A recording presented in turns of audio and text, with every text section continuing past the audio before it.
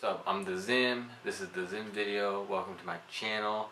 Today I'm going to talk about 3 tips to a better podcast. So I host a podcast of my own. It's called Word on the Street.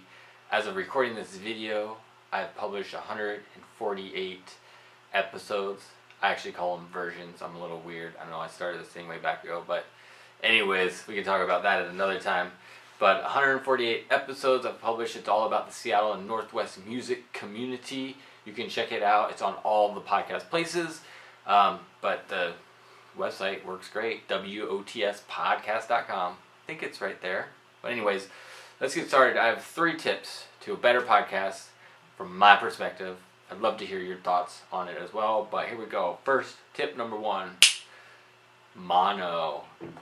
It's a technical tip, but so many new podcasts especially, but so many podcasters I've heard publish their podcast in stereo, putting different voices of the podcast in different places in your ears, and it requires, what it does is it's putting limitations on how you can consume your podcast, because podcasts are a singular audience type of thing. People don't listen to them in a group, so they don't tend to listen to it very much in a way that stereo makes any difference at all, for starters.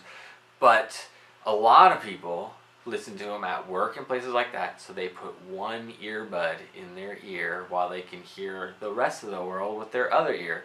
So if you're panning your voices hard left and hard right, you're missing half of the conversation. So very, very, very big on the high. Obviously, my number one thing, it is a number one. This is definitely a priority list in terms of my opinions on things. Do not record your voices. And most, 95%, not 95, I don't have any clue about the percentage, but there's a ton of interview style podcasts. So you don't want to have the voices panned in your podcast. You want them mono. You want them straight up and down, so your listener can hear all the voices regardless of whether they have the ability to listen in stereo or not, or anything like that. And it's a better philosophy, mono. So that's number 1. Number 2, the power of the pause. I learned this actually listening to a Nerdist podcast. It was with Gillian Anderson was on it. It was a while ago. It was probably about 3 years ago or so. I was listening to the podcast, and she brought up this idea of the power of the pause.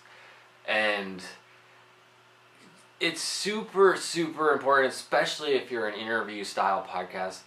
The idea, and I'll talk about this in my next point, but the idea of dead air does not exist within a podcast. There is no time constraints. Dead air only matters because of radio. It's a philosophy from radio where you had to fill in time, and you make sure you're not wasting it so you don't lose your listener and all this type of stuff. So with that in mind, there's no such thing as dead air, so you're allowed to let the conversation breathe a lot more than you used to be able to when you're doing interview style podcasts. And so as a host, the thing that I took away from that is like the power of the pause. Wow. And the thing I took away from it is, if I let room for the conversation to happen, if I don't need to fill every moment with words, with sound, with all that stuff, the guest actually fills that sound for me, because the guest feels that. The guest has this kind of like, oh my gosh, nobody's talking, I better start talking. So then it creates it. It gives them, it gives the more to be said. They say more, and then it gives you a chance to get your bearings and go, okay, what are they talking about now? Okay, let me engage that. Let me ask a question off that. So there's a lot more room for you as a host to go a lot more different places if you're willing to let that pause happen, to know that you don't need to fill every moment of your podcast with you talking, especially, but even with the guest talking, you're allowed to have space and breath within your podcast. It's pretty powerful. I hope you understand it and try it on your own podcast when you're talking with your guests. Don't feel you need to just be blah, blah, blah, blah, blah, the whole time. You can let it breathe and let air exist within the conversation, within what you're doing. And that leads me directly to my third tip. This is not radio.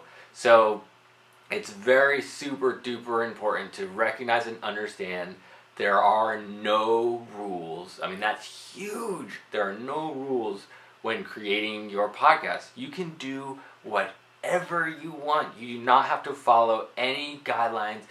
You know, there are popular podcasts now that, you know, push things toward a super produced place. And for me personally, those are my least favorite ones. When it feels like they're pushing it toward a really highly produced, really radio sounding, you know, drops and, you know, noise drops and under bed things that happen all over these, and it sounds like, hey, I'm on the radio, check me out kind of stuff. It really turns me off because you don't need to do that. This is a place where any voice has validity, I guess you could say, to express how you want to express in the way that you want to express it.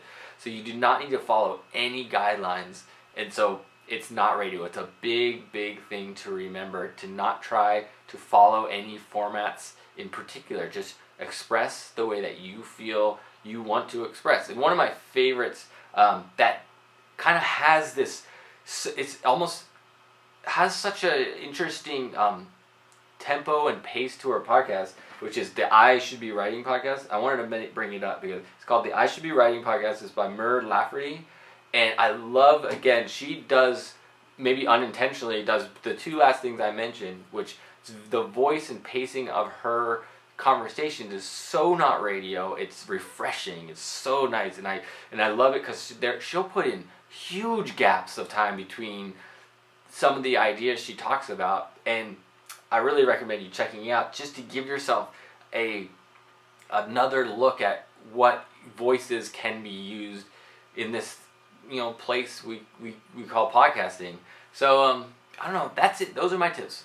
Review, number 1, always in mono. Do not pan your voices in stereo. Number 2, the power of the pause. Let there be room in your conversation. You do not have to fill every space of time with talking and stuff. You can let it breathe. And number 3, it's not radio. So take that as you want to and run with it, and hopefully it helps you create an even better podcast.